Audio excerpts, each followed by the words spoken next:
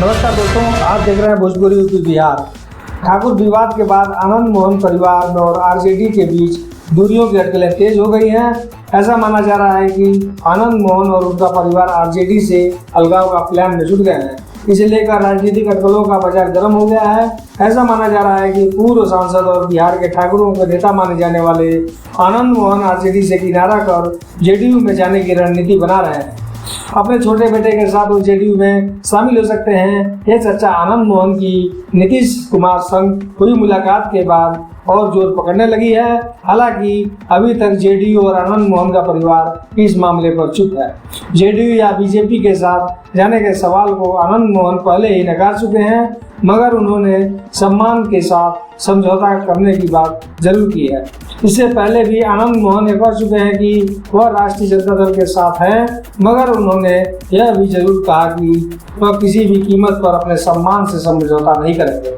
उन्होंने कहा कि नीतिगत तरीके से पार्टी के भीतर भी वह विरोध करते रहेंगे। आनंद मोहन ने बीते दिनों यह बात कही थी कि वह भले ही आरजेडी के साथ है, लेकिन वह कोई भिखमंगा नहीं है। उनका अपना एक जनाधार है। पूर्व सांसद आनंद मोहन यह भी कह चुके हैं कि आरजेडी के साथ रहने पर हमें 1-2 सीटें आरजेडी से मिल रही हैं। इसके बदले में आरजेडी को बिहार की 38 सीटों पर उनका समर्थन मिल रहा है।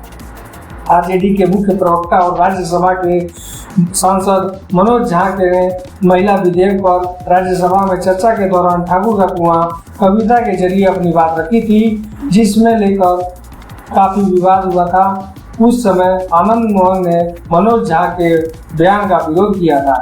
इससे उनके अपनी जाति में प्रतिष्ठा में बढ़ोतरी हुई थी। इस बात का अंदाजा इसी से लगाया जा सकता है कि बिहार में सभी पार्टी के राजपूत नेताओं ने आनंद मोहन का समर्थन किया था। यह गौर करने वाली बात है कि न केवल बिहार बल्कि अन्य राज्यों में राजपूत बिरादरी के पक्ष के नेताओं ने उनकी समर्थन किया था।